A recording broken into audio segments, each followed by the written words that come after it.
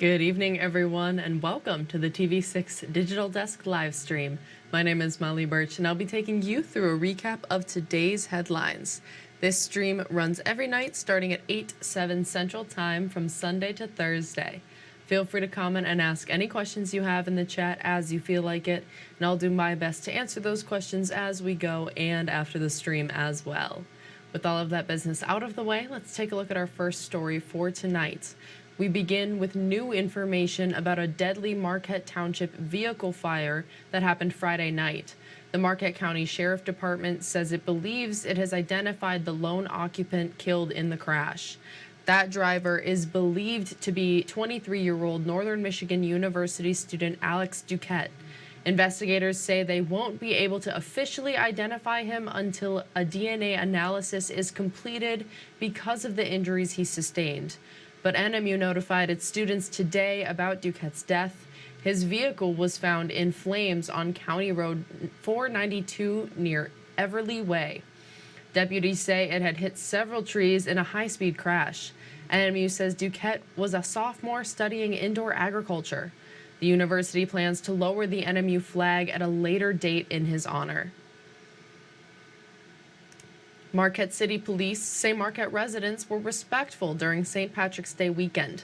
The department says even though the weekend was busy in downtown Marquette, there were no major issues reported. Marquette City Police say there were a few arrests, including for drunk driving, but overall it was a typical weekend. Every year is a little different, sometimes busier than others, but this year we had plenty of officers working, but nothing out of the ordinary. People were very respectful. This was the first St. Patrick's Day for Marquette's social district, but Finkbeiner says people respected the rules and stayed safe. E-bike riders may have more freedom on where they can ride this summer. The Michigan DNR is creating a proposal to allow Class 1 and 2 e-bikes to ride on natural trails typically used by mountain bikes. DNR representatives say e-bikes are currently limited to riding on paved trails and roads.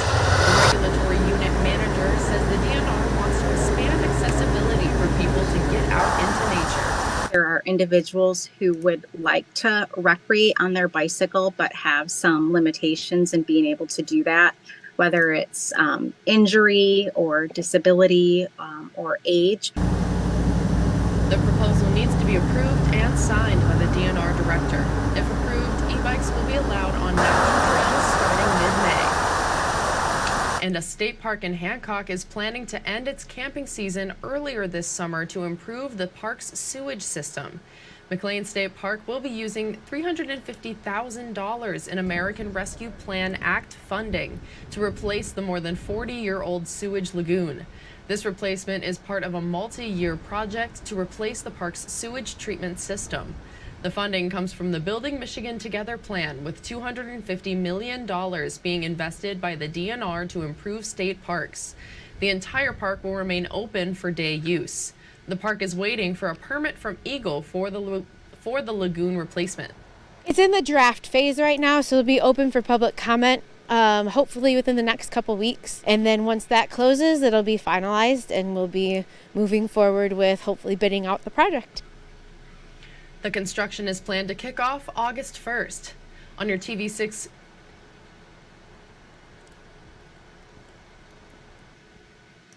In Shop Local by UP coverage, businesses in the southern UP say this winter was a flop for revenue. The owner of Nema Inn in Delta County says this was supposed to be the first year a snowmobile trail passed through Nema. However, because of the lack of snow, he says no snowmobile riders traveled through the town. The business owner says he lost thousands of dollars in reservations and restaurant sales. Did make some investments for this trail coming down, which turned out to be a flop for me this winter. So hopefully next year we can make it up because, yep, other than that, you got to go to the bank, get another loan. Both businesses say you can support them this spring and summer.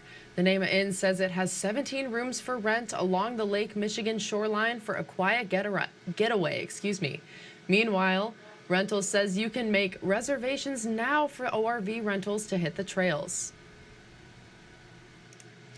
And in continuing coverage, the City of Negaunee is working to preserve the historic Vista Theater. Now they've purchased the Vista Annex Building with plans to restore the nearly 100-year-old theater.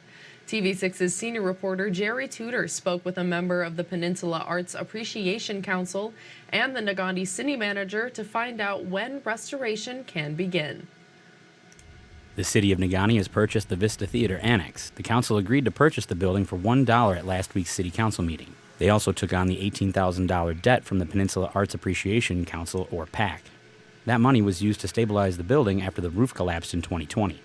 Negaunee City Manager Nate Heffron says the Vista is an important centerpiece downtown. When there's buildings like this downtown for theaters or live performances of the arts, it brings people to the center of your town, especially if they're downtown.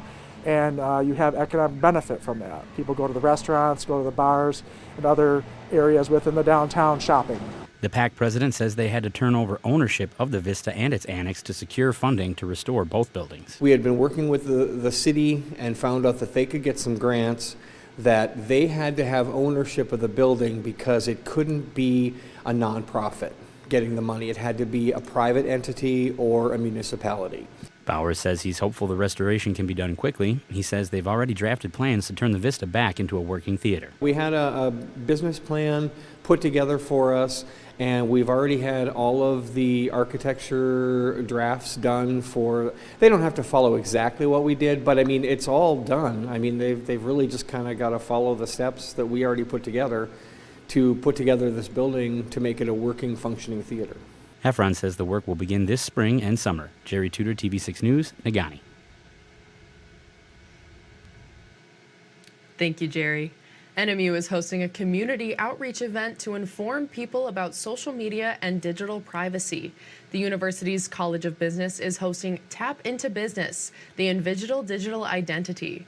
Lucy Johnson, an NMU College of Business Associate Contingent Professor, will speak about how social media companies collect, analyze, and use your information. She says the discussion will benefit anyone who uses social media, but especially those who use it for business. I believe that we have an ethical obligation to understand these concepts more fully as educators, as people out in the world using social media for professional means. So my talk is meant to just give them more fuel to do that work well and safely. The event will be at Black Rock's Brewery tomorrow at 7 in the evening. And finally tonight on the TV6 Digital Desk live stream, March Madness basketball will be played on Michigan-made courts. The Connor Sports Manufacturing Facility in Amasa will provide the basketball courts for the men's Midwest Regional in Detroit and the men's and women's Final Four. The lumber comes from local trees logged within 100 miles of the facility. Amasa Manufacturing Facility Technical Director Jason Gasperich says the community is proud to see their work in the spotlight. Every one of those employees contributes in some way, shape, or form to the production of the floors that we're shipping out to our customers. And so to be able to build something and then to watch a game played on TV and know that that's your handiwork, that's a really exciting time for all of our employees. The men's regional court in Detroit expects to complete construction by March 25th. And that's all the stories we have for you tonight. Be sure to tune in tomorrow night where I'll be here in the same place at the same time. That's 8/7 Central Time with a recap of tomorrow's headlines. Don't forget you can find us streaming on Facebook or YouTube, whichever platform you'd prefer. And if you have a story idea you think we should report on, feel free to contact us at any time. These are a few easy ways to get a hold of both myself and others in the newsroom. And again, you can contact us at any time. We would love to hear from you and what's happening in your community. Thank you all again for joining me live at the TV6 Digital Desk. Have a great rest of your night.